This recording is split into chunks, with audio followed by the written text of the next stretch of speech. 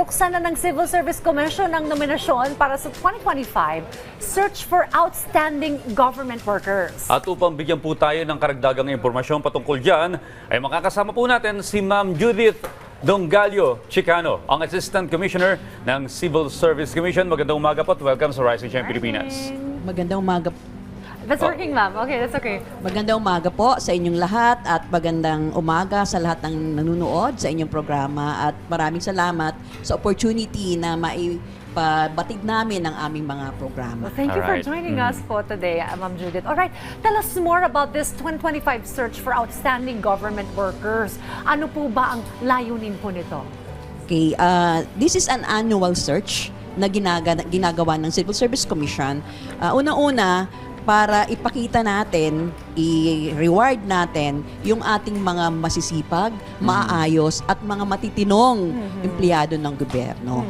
Because alam naman natin na out of the 2 million government officials and employees, meron tayong makikita Of na course. maayos magtrabaho.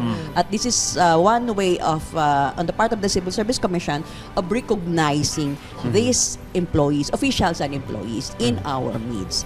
Sa part naman ng ibang mga officials and employees, yung awarding or yung pagre-recognize would serve as an inspiration. Tama. Ehemplo sa iyo. Oo, na pwede rin ako maging kagaya nila. Oo. Ito po napag-usapan na po natin yung mga pagkilalang ito. Ano po ba yung kwalifikasyon na hinahanap para mapabilang sa outstanding government workers? At sino po yung mga pwedeng i-nominate? Okay, ang ating hinahanap ay yung pinakamahusay at kasanayan sa pag-perform ng mga trabaho ng bawat official or employee in the public service. May iba't ibang categories po ito. Yes, meron po tayong 3 categories dito sa search na to. We have the Presidential Lingkod Bayan Award na ang hinahanap natin yung kasanayan ng pagtatrabaho at ang impact ng trabaho nila ay nationwide. Okay. Then we have the Dangal ng Bayan Award pursuant to RA 6713. As you know, we have ethical standards required of all of us, employees and officials of the public service. At yung Dangal ng Bayan Award, ito yung mga official or employee na consistently minamanifest yung mga ethical behaviors ng mga nire-require para sa mga officials and employees of the government. Okay. So itong government workers, pwedeng LGU, government agencies? Yes Ganun po. ba? Pwedeng from national government agencies, pwedeng local government units, pwedeng SUCs, ito yung ating mga state universities, no? Then we have the GOCCs, Okay. even the elective barangay Okay. officials. Alright. Qualified ho silang ma-nominate dito sa ating programang So ito. paano po yung process of nomination? Okay. Usually, ang call natin, ino-open natin yung ating search as early as January of every year. Then, lahat ng ating mga field offices and regional offices nationwide, sila yung tumatanggap ng mga nominations. But first, in their respective offices, dapat yung nomination dadaan sa praise committee or yung program on rewards and incentives for service excellence sa bawat ahensya. And then, bawat nomination must be endorsed by the head of the agency.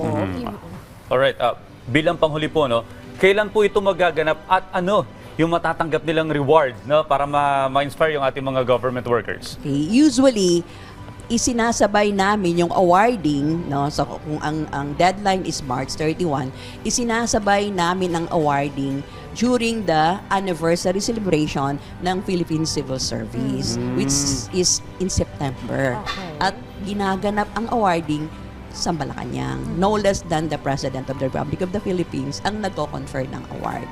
Okay, punta na tayo sa matatanggap. Yes, ano kaya? Okay. Siyempre, merong financial award. Magkano po? Okay. Kasi yung ating search, pwedeng individual awardee, pwedeng group. For individual awardees, makakatanggap sila ng 200,000 Oh, each wow. Okay. for every.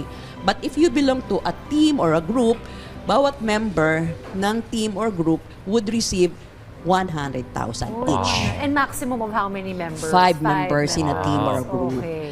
And aside from the financial incentive, we have automatic promotion for Yun. Lingkod Uy, ang ganda Bayan nun, Award ah. and Dangal ng Bayan Award. Ayun. Okay, so automatic promotion to the next higher position. So question is, paano pag walang available na Oo, position? walang vacancy. Hindi rin problema yon. Their salary should be increased commensurate Taas ang to the vacancy. next higher level position. Uy, kung may kakilala po kayong talagang isang ehemplong manggagawa at kawani ng gobyerno, i-nominate nyo na po. Yung mga Even karapat private citizen dapat. can nominate, Yes. ano, as Opo. long as endorse, ano, tsaka yung mga nabanggit kanina ni Ma'am. Well, maraming salamat po. Maraming salamat din po sa Maraming salamat, opportunity and hopefully yung mga nakikinig po ngayon, they still have 2 weeks Oo. to submit their nominations or ng sa mga kaopisina or by the way, kahit private person, pwedeng Can mag-nominate. nominate. Kaya lang, idadaan doon sa praise Sa committee ng ang ahensya nung kanilang inonominate ng official or employee. Uy, Eh, good luck good sa luck. mga inonominate. At saka talagang kung deserving naman ng recognition, ay i-nominate po natin, baka sakali sila po ay mapabilang dun sa 30. Last na- addition lang, di ba, we have 3 categories. Opo. And every category, we have 10 winners. Yes, oo, so, so 10 that's each, a total 30 of 30 winners winners. for every annual search po namin. Good luck po. Maraming salamat po at thank you ulit sa opportunity and God bless. Thank you po, Assistant Commissioner Judith Dongalio Chicano ng Civil Service Commission. Marami pong salamat. Mga ka-RSP, huwag po kayong aalis dahil magbabalik pa po ang Rise and Shine Pilipinas pagkatapos po yan ng Balitang Pambansa.